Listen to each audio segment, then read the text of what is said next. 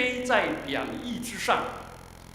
摩西用很超奇的事来描述上帝的爱，他用母鹰跟小鹰的关系来比喻他跟以色列民的关系。我们在母亲节的时候，我们就从这段经文，我们来学习亲子的互动关系。其实这个母鹰是用智慧的爱来爱护小鹰，上帝也用智慧的爱来爱我们，然后我们也学习用智慧的爱来爱我们的儿女。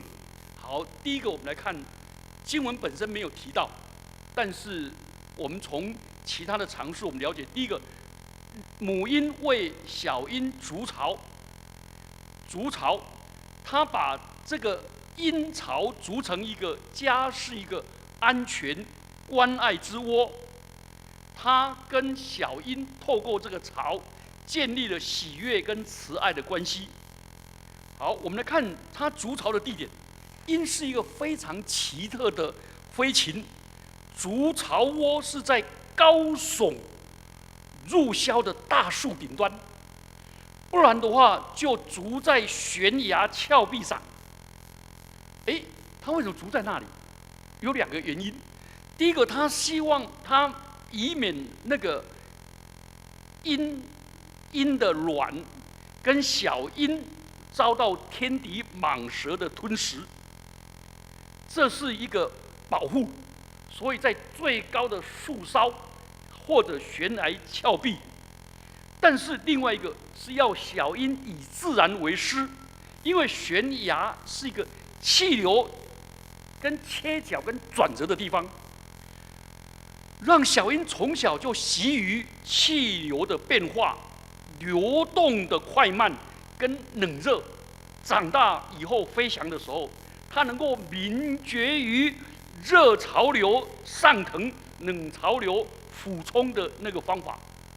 他就把它这个，请问我们要不要把我们的家庭，当孩子在婴儿洗的时候，我们在上帝面前有3个祷告。第一个是让我们做父母的能够用圣善的榜样来教我们的儿女；第二个是用智慧的教导来教导他圣经的真理；第三个是把他带到教会的环境中，从幼儿就开始受宗教的教育。所以，我们给儿女除了我们温暖的家以外，我们应该让他感受到上帝神圣的氛围，好像那个气流一样。好，第二个我们来看那个鹰巢的架构，通常都盖得非常大，因为老鹰的翅膀宽达7尺。老鹰是怎么建造它的巢窝呢？很特殊，母鹰先用很粗糙的树枝构成碗状的鹰巢，然后鹰巢的底层铺上小小的荆棘，能够刺的荆棘，然后再加上尖锐的小石头，然后这样子弄，所以蟒蛇一来就被荆棘刺到，然后再伸进去的时候就被石头尖的刺到。然后呢，在石头上面再雕树叶、枯草、羽毛、兽皮，铺在小枝上，做成一个能够孵蛋的安乐窝。所以小鹰一出生的时候，它下有柔软的垫衬，上面有母鹰坚强有力的双翼，然后呢，温暖的柔软的胸膛，既舒适又安全。我想，我们每一个母亲都乐意这样做。第三个是喂哺雏鹰，那个母鹰跟公鹰轮流外出觅食，另外一个就在家中守护小鹰，以防天敌入侵。那母鹰会按时叼小虫，在它小的时候，很小的时候，它不能吃肉，就叼小虫。然后呢，然后慢慢大了，就飞到溪流或者海边去抓鱼、抓兔子、抓鸡肉等肉食。然后用尖锐的鹰爪把它撕裂，然后就让它的那个切成肉块变成细条，让它一条一条的抚慰这个小鹰。好，我们再看第4个，它这个鹰巢也很特殊的。第4个是它遮风避雨，如果台风下雨来了，母鹰就把2个翅膀展开，用强有力又防水设备的羽毛来遮住小鹰。所以那个母鹰虽然被风雨打得湿透，小鹰在母鹰的双翅保护之下，免受风雨之苦。那这个故事，就是大卫王跟耶和华祷告说，他在诗篇17篇第8节说：“求你保护我，如同保护眼中的瞳人，将我藏在你翅膀的印下。”可见在母鹰的翅膀的印下，那个小鹰得到保护跟安全。所以，当我们灵命幼小的时候，上帝也是这样预备舒适的属灵的环境跟丰富的供应。像诗篇23篇第1节、第2节所描述的：“耶和华是我的牧者，我必不致缺乏。他使我躺卧在青草地上，领我在可安歇的水边。”这里我要跟大家讲，一个女人变成母亲，她天生的母爱的驱动力多大？所以需要做丈夫的人、做爸爸的人来支持。所以，如果一个丈夫好好的体恤爱他的妻子，他的孩子就有个快乐的童年，同意吗？他自己就有快乐的中年，他的父母就有快乐的老年，同意吗？因为你爱妻子，妻子有情有义，他就爱屋及乌，就会爱他自己，爱那个丈夫的父母嘛。很多男人呢，却不要太太回娘家，整天要回去，自己不爱太太，却要太太爱父母，那这爱他的父母，这很为难。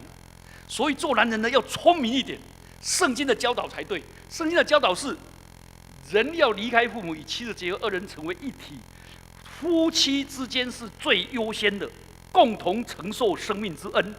所以丈夫爱儿女最好的方法是好好爱妻子，同意吗？你如果不爱你的妻子，你的妻子还是会爱儿女啦。但是爱儿女的方法就很恐怖了，因为安美特别囝，就会把儿女就掐得半死，弄得窒息。再不然的话呢，了解吗？不是健康的爱。所以爱父母最好的方法就好好爱妻子。所以娶到贤妻，你的儿女有快乐的童年，同意吗？而你有快乐的中年，你的父母有快乐的老年。那你的父母呢？你的儿女又看到你的榜样，又娶了好的，又能够成为好的贤夫，他们夫妻又很好，你又有快乐的晚年，同意吗？所以上会好的就是好好的投资在你的妻子上，让你的妻子为人妻、为人母、为人媳，活得很有自在跟尊严。另一方面，给儿女预备最美的巢窝。家是爱之窝，不是给他最安全，不是给他买最好的保险，不是给他最好的房子设备，而是夫妻不要吵架，同意吗？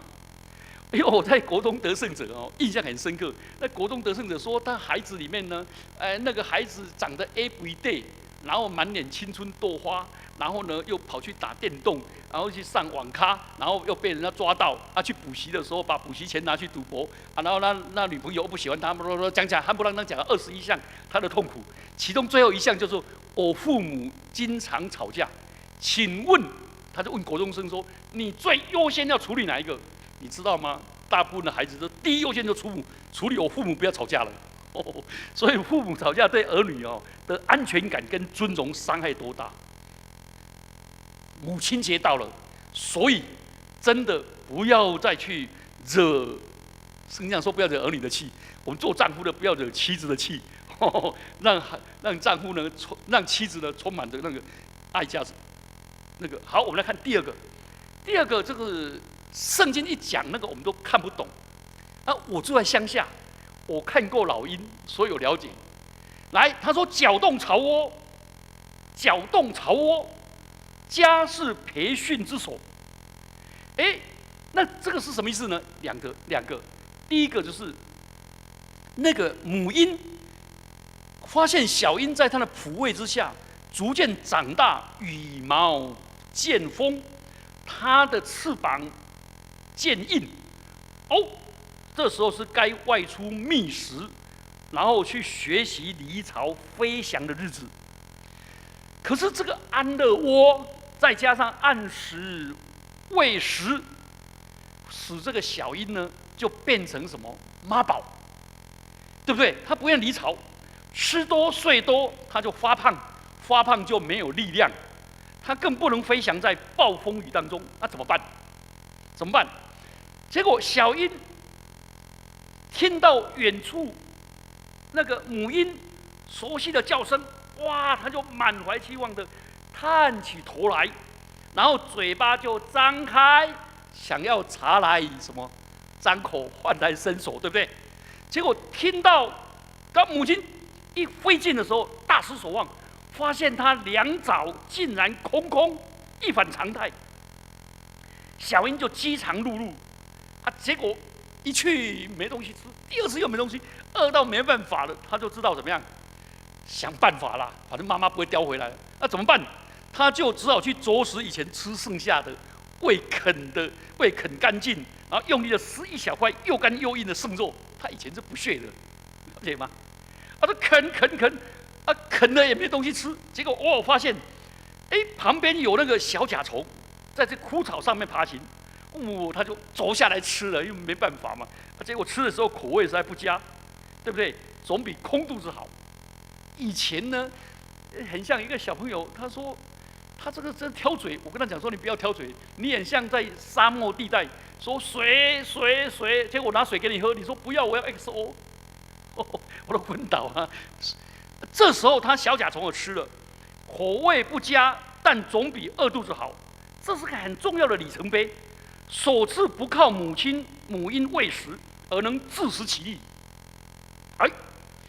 母鹰就利用上帝为动物所造一个很强的驱动力——饥饿，来驱使小鹰设法在母巢中啄食那个残余的肉丝跟爬行的小甲虫。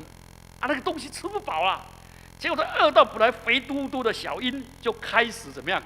自然减肥，成为轻巧体型，以利它初次的飞行跟觅食。请问你做父母的敢不敢让孩子饿啊？敢不敢为了培养孩子的动机，让他自然的想学什么东西？请问小鹰能不能理解母亲那个爱的动机？他不可能啦，他只知道饥饿之苦啊，甚至抱怨妈妈太狠心了，停止他无微不至的照顾，还有无缺的美食。圣经上也这样记载，《申命记》第8章第3节说：“上帝苦练你，任你饥饿，是为了让你学习，让他们在旷野40年，忍受饥饿干渴之苦，让他们学习人活着不是单靠食物，乃是靠上帝口里所出的一切话。”请问你对你的儿女有没有这种饥饿之法，自然饥饿之法，让你的孩子开始这样？好，第二个，他说搅动巢窝。搅动巢窝是什么意思？是要建立这个小鹰的那个管教跟自立的机制。你知道那个母鹰认为小鹰你应该独立了，讲不听嘛，他用饥饿法，饥饿已经过得痛苦了，看他已经瘦得差不多了。结果小鹰不会因为饥肠辘辘就自动的滚出安乐窝，不会呀、他更不会说哇滚出安乐窝，就纵身一跳，翱翔于蓝天白云间，不可能啊！小鹰从未飞过了。人对于从没有做过的事，敢去做，这叫成长啊！从来不敢做的事，然后敢去做，这叫做突破了。从来不肯做、不想做了，而去做，这叫做什么？这叫改变了。他要给他改变，你知道吗？饥饿让他能够改变吗？没有。为什么？因为小鹰从未飞过，他看到高悬天际的鹰窝，哇，他吓死了，对不对？随着重力加速度掉下去会粉身碎骨，死亡的恐惧毕竟超过饥饿的催逼啊，同意吗？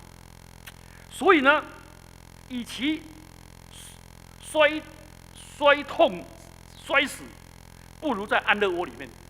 所以母鹰呢就说：“好啊，你再不出来，就用2只爪，就把那个鹰呢，那鹰巢就这样搅动，一搅动下去，哇，把它好辛苦建立出来的巢就被搅动到乱掉了啊！然后呢，哇，整个幸福安乐窝就没了。小鹰很害怕，就缩在一个角落，说：“我妈妈这吃错什么药了？这怎么这样搞的？我不但不能睡了。”结果紧抓住剩下的几根树枝，满眼不解的望着这个凶狠的母鹰：“你今天干什么？是不是？”然后呢，他一搅动巢窝，就被那个刺，被那个尖锐刺到哇哇叫，最后没办法就爬上来。一爬上来，再搅动下去，结果上面的那个枯草羽毛都掉落了，那铺路的出尖锐的小石子跟荆棘，结果安乐窝就变成寝食难安、如坐针灸的苦行所。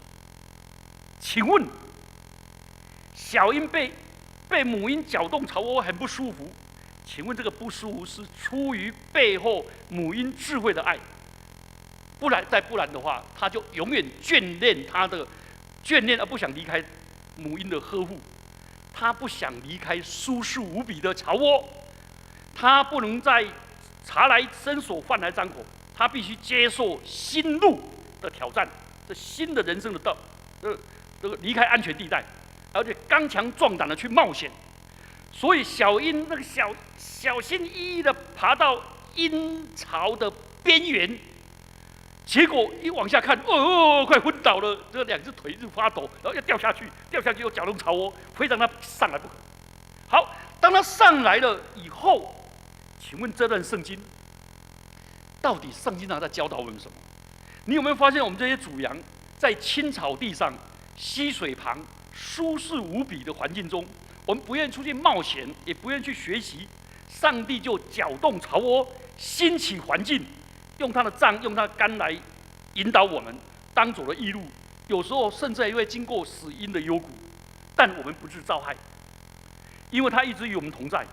所以，上帝要让我们经历我们生命中的成长痛。我们一经历成长痛，我们就怨天尤地。其实，主虽以艰难给我们当饼，以困苦给我们当水，我们的教师却不再隐藏，我们必看见。主在背后说：“这是正路，你行在其中。”所以，真的人生遇到苦难，你就知道是上帝在搅动巢窝，没有什么好害怕的。你不要认为搅动巢窝都是出自魔鬼。好多信仰里面有那个二元论，其实基督教信仰是一元论。二元论的意思就是说，我会痛苦都是魔鬼搞的啦，上帝是爱的啦。其实上帝爱有智慧啦，也包括搅动巢窝啦，对不对？那个会哺育你、给你足安乐窝的那一位母鹰，它也是搅动巢窝的母鹰。有一首歌叫做什么？云上的太阳，无论是住在美丽的高山，或是躺卧在阴暗的幽谷，当你抬起头来，你会发现，主已经为你我而预备。云上的太阳，它总不改变。虽然小雨洒在脸上，云上的太阳，它总不改变。哈哈。他不改变，这首歌我们都很熟哈。所以我们在我们人生的旅程中，有时候遭遇挫败，如同乌云厚重，完全遮蔽了阳光，甚至于狂风暴雨、闪电雷劈，让我们生恐惧。其实我们的信心的眼睛一看，如果有信心的眼睛，我们看就说这些乌云上面，太阳仍然普照灿烂。如果我们的信心很小，穿不上去，至少你看在乌云的旁边，还有那个银边，那太阳就在照，就在那个银边里面。所以当以赛亚他自己的堂兄弟，就是乌西雅王崩的那一年，他整个人快崩溃了。我的靠山，我的君王，我的兄弟，现在崩溃了。结果他看见主高高的坐在宝座上。靠山崩除，使以色列民跟以赛亚活在恐惧中。但是他一进入圣殿，看到异象，说耶和华仍然高高的坐在宝座上。所以，上帝搅动巢窝，并不是残忍的内在我们，上帝不是内在狂啊，乃是要我们长大成熟，脱离那喝奶的阶段啊。真的脱离喝奶的阶段了。所以，我们教会里面我们常常发现有一群老小孩。所谓老小孩，不是指他年纪多大，他永远就是小孩子，整天就是都在埋怨牧师怎么不关心我，师母不关心我，张执事都不关心我，弟兄姐妹都不关心我。我来了也不跟我打招呼，也不给我倒水喝。我走了，我还眼睛看看他们，他们也没有跟我说再见。我同事又不来了，那我奉献也没有给我掌声，我做什么也没有感谢我。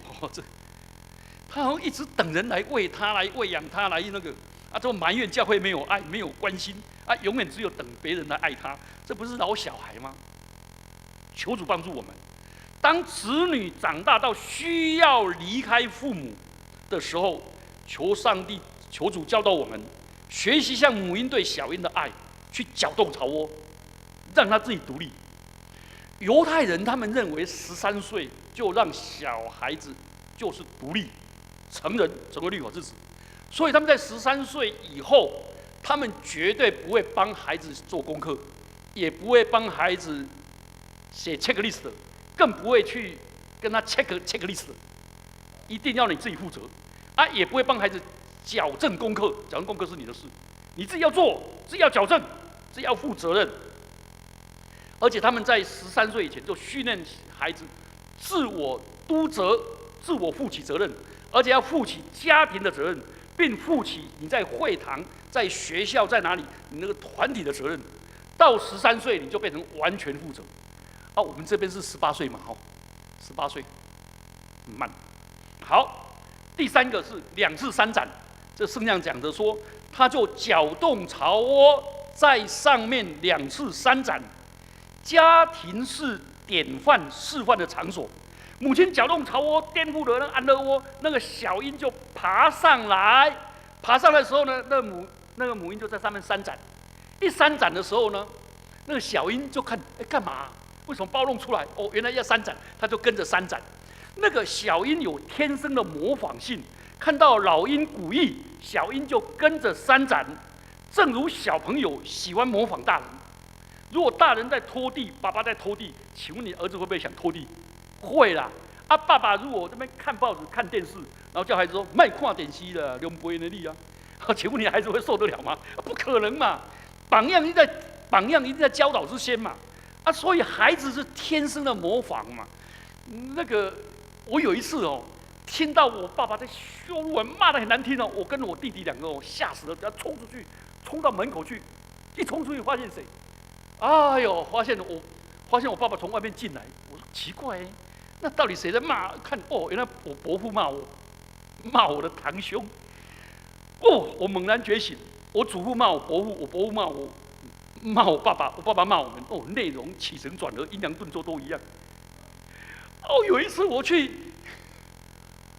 到我兄弟那里，看到我在骂他的孩子，我的内容跟我爸爸骂我们都一样。真的5代真传。骂完了以后，他就说：“你再不乖，我把你送去孤儿院。”结果我弟那个女儿就站起来说：“爸爸，你很有种，你敢送我去孤儿院，我长大送你去养老院。”都是模仿啊，家里真的模仿，所以他一模仿，他肌肉就可以结实壮大。那一酸了呢，一倒下去就搅动巢窝，受不了就鼓励。好。请问保罗对哥林多教会的弟兄姐妹说：“你们当效法我，如同我效法基督。”林前11章1节。彼得也说：“你们蒙召原是为此，因为基督为你们受过苦，给你们留下榜样，叫你们跟随他的脚中行。”所以，我们教会要产生更多的榜样跟典范，我们自己要成为榜样跟典范。这是教学法里面最重要、最有效的。榜样在教导之先。所以母鹰就3斩，让小鹰那个好。我们看第4个，接取雏鹰，背在2翼之上。这个大家很少看到，我在乡下常看，是什么呢？什么叫接取雏鹰呢？那个小鹰在那里3斩，那冷不防，突然母鹰用爪就把它推下去。一推下去的时候，那个小鹰就一直直线落体。落下去恐惧啊，就喊他外面洗，别让他活死而已，对不对？结果呢，就开始2次3斩。他本来在学习的3斩呢，3斩起来怎么样？那个气流一来，他举起来，他就好快乐，3斩很快乐。3斩呢，结果气一消，你知道吗？他又坠下去。当他坠下去的时候，老鹰就一俯冲，就把他背起来，这样了解吗？背在2翼之上。背起来的时候呢，背到好高好高的地方，突然那个老鹰就来个90度翻转，小鹰又掉下去。一掉下去的时候，这惨叫，然后惨叫到最后又3斩。3斩的时候就比刚才呢，稍微顺了，很像在那个，然后就背起来，就这样子。你有没有发现，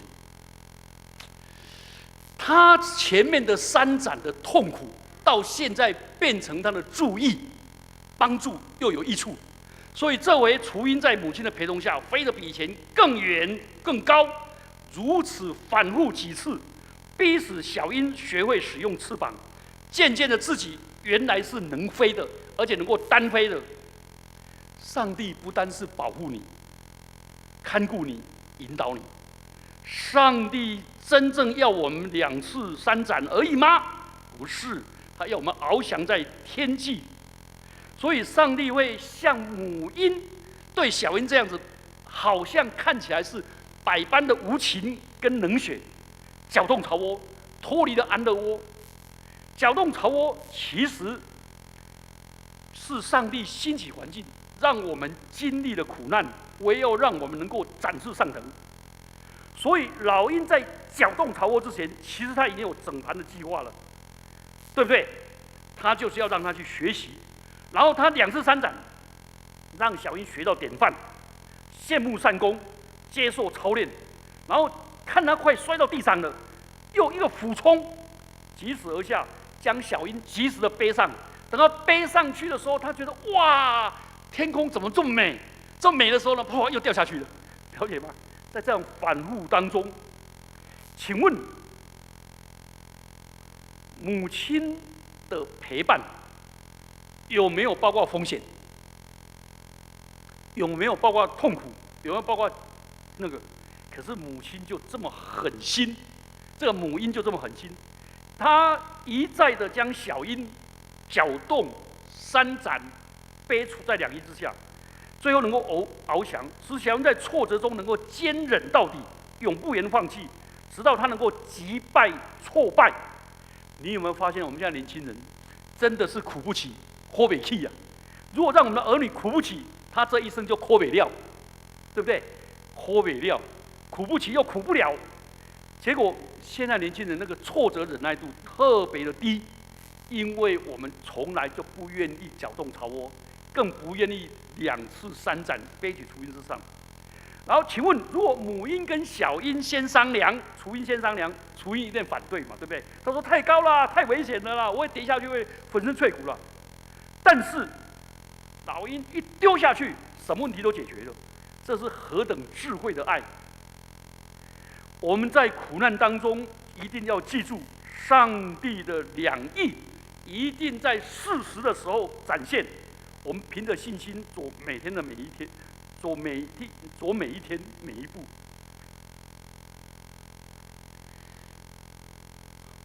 请问，我们在这里要问大家：当你遇到苦难、伤痛或突然的打击，请注意，请记住。这是上帝在苦难中要你接受锻炼，如同金子在火炉中熬炼成金晶。那个母鹰用智慧来爱小鹰，上帝也用世上各样的苦难来爱属他的人。亲爱的，我们不要怀疑上帝的爱，上帝一定爱你。当我们在危险、黑暗、不如意、心灵受打击，上帝就用智慧的爱临到你。我们通常只明白过去的爱，不明白目前的爱。我们只明白明显甘甜的爱，我们不明了那隐藏痛苦的爱。但我们晓得万事都互相效力，叫爱上帝人得益处。所以我们千万不可怀疑上帝的爱，要顺服上帝，一生侍奉他。做母亲的最大的心意，应该让我们的儿女独立飞翔，成为一个容神一人的人。所以我要提一点的是，很特殊的是，老鹰会乘气流在蓝天白云之上翱翔，他一定会教他儿女这一招。那个老鹰跟麻雀不一样的飞行不一样，那个麻雀是不断的鼓动双翼，对不对？鼓动双翼飞翔，然后呢，直到力疲气喘。老鹰却是张开它两个翅膀，用翱翔的，那个御风翱翔，省力轻松，而且飞得更远更高。原来上帝赋予老鹰对热气流特别的敏锐，所以他站在高高的悬崖上，或者大树的树梢，等热气流飘来了，他就2翅3展，纵身要入，然后让热气流把他身上旋转，然后缓缓的旋转上升，向前飘过去。等到上升到一定的高度，就遇到冷气团，结果呢一接触就冷却了，它就不能再上升了，它就怎么样？张开双翼，就2次就乘风这样下来滑行。所以老鹰一面滑行，一面寻找下一波热气流，然后它再次2次3展，再跃入这样。请注意，老鹰不可能制造气流，同意吗？不可能，冷气流、热气流都不是老鹰造的。但是老鹰善用气流，或上升或下降。所以有人研究过饲养的小鹰啊，譬如说那个《倚天屠龙记》，不是《射雕英雄传》跟《神雕侠侣》啊，那个鹰是假的啦。那个金庸就知道他没有看过真的老鹰啊，因为养的小鹰在家里飞不过一栋房子啊，因为它没有气流嘛，它怎么可能飞啊？它硬靠翅膀，它又不是小麻雀。所以有人研究过，饲养的小鹰从地上凭着拍打的翅膀，根本飞不到一个房子高。因为鹰鸟的翅膀跟一般的鸟类不同，飞行的原理也不一样。雏鹰在这个生死攸关的学习当中，学到如何用气流展开飞行，这并不是一个学责啊，而是它生命的全部分。从老鹰飞翔的方法，我们可以学到属灵的教训。我们教导儿女最重要是让他跟上帝产生接触，让圣灵住在他心里面，所以让他被圣灵所充满，让从圣灵求智慧、求能力，又求动力。我想这是最美的，像气流一样。所以旧约里面提到约瑟、约书亚、但以理这3个人，都是里头有圣灵的人，都愿意依靠圣灵成长、突破跟改变而向前走的人。创世纪39章2到3节说，约瑟在他主人的家中，埃及人的家中，耶和华与他同在，他就百事顺利。耶和华与他同在，他凡经他所办的尽多顺利。其实他这个人蒙冤下监牢，面对人生的苦闷的荒漠，而且他是下在法老的御用的监牢里面，没有明天，随时被杀死。就这个人能够等候上帝，最后靠着圣灵的翅膀为法老解梦，然后走出监牢，甚至成为治国的良臣。上帝透过约书亚这个人也有心中有圣灵，所以他被圣灵充满。这民数记27章18节跟34章第9节，上帝拣选他带领以色列人渡过约旦河，然后带领全以色列人以得地为业。上帝也拣选了但以理，敌对的人攻击他、羞辱他，甚至把他下到狮子坑。他的处境何等的糟，但是他里头有圣灵。新约里面，耶稣基督也是靠着圣灵行事，开始他3年半的服事，满有圣灵的能力。是路加福音4章13节、14节。其实彼得跟保罗的服事都一样，所以这段圣经在教导我们，让我们脱离安乐窝，去学习成长，去展翅上腾。让我们尽可能从我们的灰心沮丧、无助，然后让里面脱出来。求主帮助我们，让我们对我们的儿女有这个学习。好，我在这里有一个我写的那个青少年的反叛期，请大家看。